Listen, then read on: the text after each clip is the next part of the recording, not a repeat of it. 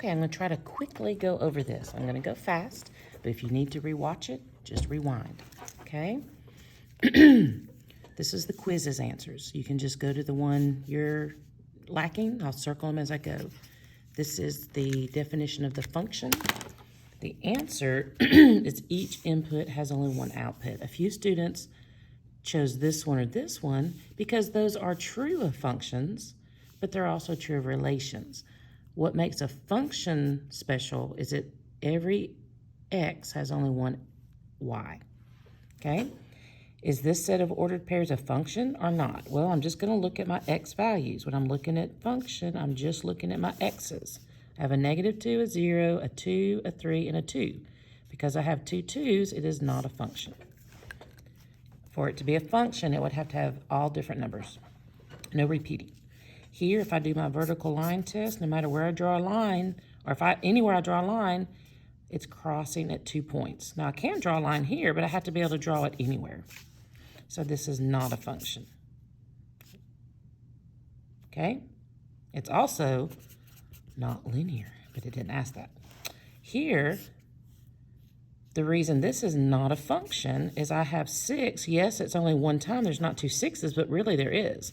There should be they don't put double 6's, but if I did have the double 6, it would just be pointing to the other number. But here, how you tell is if you ever have two lines coming out of one number, it's not a function, because that means that 6 goes with the 5 and the 10, and that does not work. Okay, our next one is this graph of function. Okay, I can draw lines. There's only one point it crosses each time. So yes, it's a function, but it's not linear. Okay, is mapping a function or not a function? Well, here my 3 goes to 0, 1 to 4. 4 goes to 4 too, but that's okay as long as it only goes from 1x to 1y. Okay, this is 1x to 4. This is a different x to 4. So yes, this is a function. This one may cause you trouble, but look, just try to draw a line. If I draw a line through this, nothing else matters. Nothing else touches it. Only touches 1, only touches 1, only touches 1. Up, right here, I hit 2, so not a function. Right here, which graph does not pass the vertical line test? If I do my line, this is the only one that's going to touch it at the same time, because it would touch here and here, here and here, like that. So that is graph 1. Remember, you can rewind. If I'm going too fast, I just don't want the video to be 30 minutes. Here, all you do, it says x is 3, so y equals 10 times 3. So my answer is 30. Here, y equals 2 times, my x is 2, minus 9. 2 times 2 is 4. Minus 9 is going to be -5. Remember, you can use a calculator on these. That'll help you go faster. Which of these functions are linear? I'm going to select 2 answers. That means 2 are not right. Well, I'm going to do my graphs first because I can tell right here this one's linear. This one is not. So that knocks out 1. I know this is not linear because it has an exponent. Oh, this one has an exponent, so that can't be right. And look, I only have 1 left. Okay, good test-taking strategies. Cross out the ones you can, and then you'll know the ones that you have less options. Okay, here, which of the following functions are nonlinear? Nonlinear, correct 2 answers. Excuse me. Okay, which ones are non-linear? So that means I want the exponent, no exponent. Oh, and I want my x on the bottom because that makes it non-linear. So these 2 are it. These are just linear. So read carefully. All right, this one, find the rate of change. It's not asking about a function. It's not asking about linear. It says, what's the rate of change, which is the same thing as slope. Okay, it's the same thing we have to do to decide if it's linear. We have to find the rate of change. So I'm going to look at my rate of change of my y over the rate of change over my x. So my y's go from 11 to 13. That's 11, 12, 13. That's 2. 13, 14, 15, that's 2. 15, 16, 17, that's 2. 17, 18, 19, that's 2. So everyone is 2, and all these are 1, 2, 3, 4. 1 to 2, 2 to 3, that's all 1, 2, 1s. So all my rate of change is 2 over 1 or 2. So I would pick 2. Okay, that tells us when we have the constant rate of change, every number is the same, it is also linear. And it's a function because there's no repeating numbers. 1, 2, 3, 4, 5, they're all different. Is this function linear or nonlinear? All right, well, my x is not here, so that doesn't affect it. There's no square. And I have y equals m, because this is my slope, x, plus 0. B would be 0, so yes, this is linear.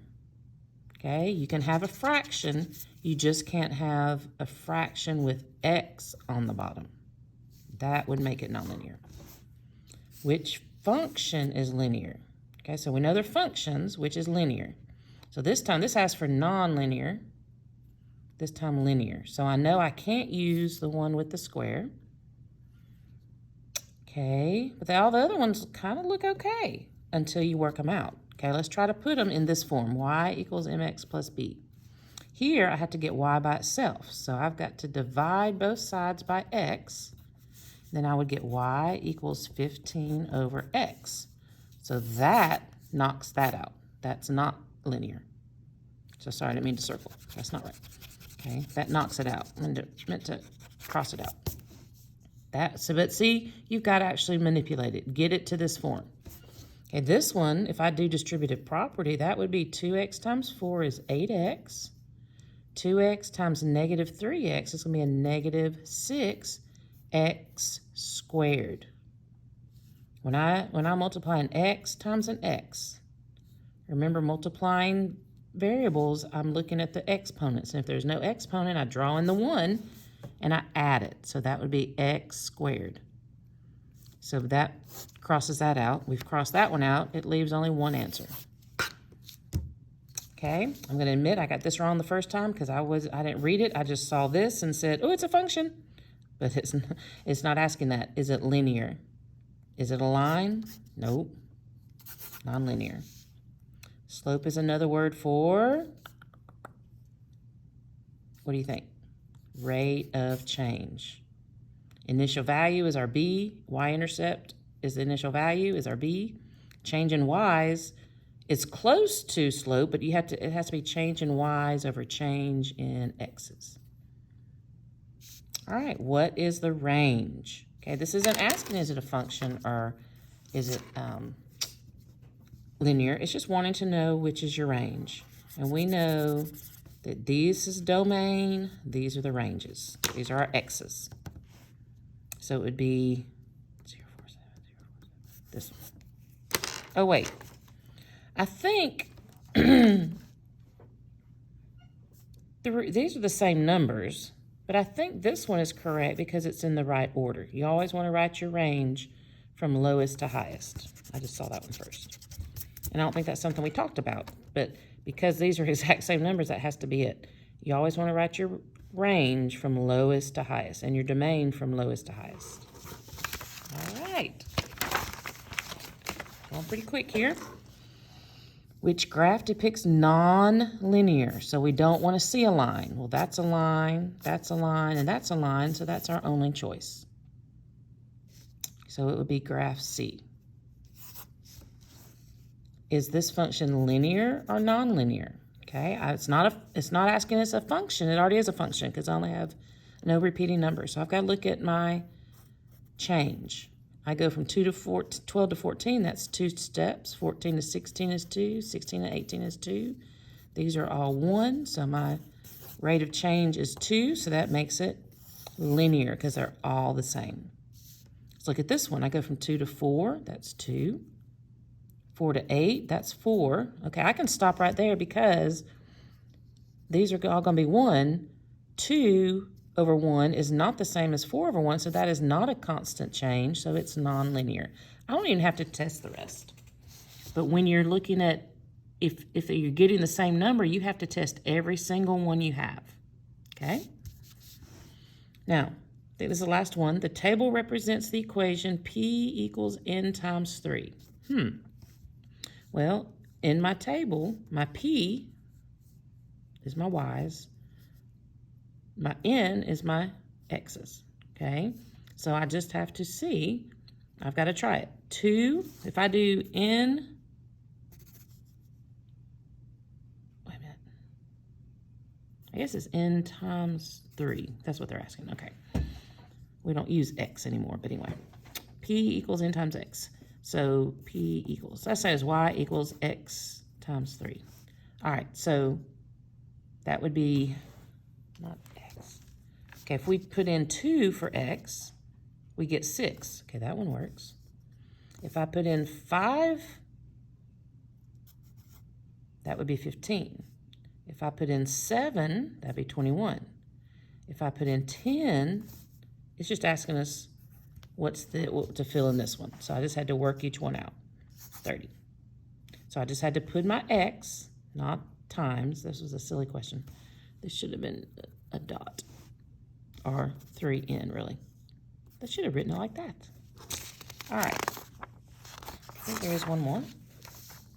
Which of the following equations describes the relationship between A and B? So we're just going to test them out. Okay, so if I put in 4 for A, 4 plus 15 would be 19. That does not work. Let's try 4 here. 4 plus 17, 18, 19, 20, 21. Nope, that does not work. If I put 4 here, 4, 5, 6, nope.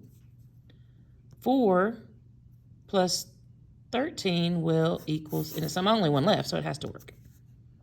Okay, so that's all you have to do. Plug in at least one X or Y, and once you find the answer, you're good to go. But sometimes you have to check all your choices.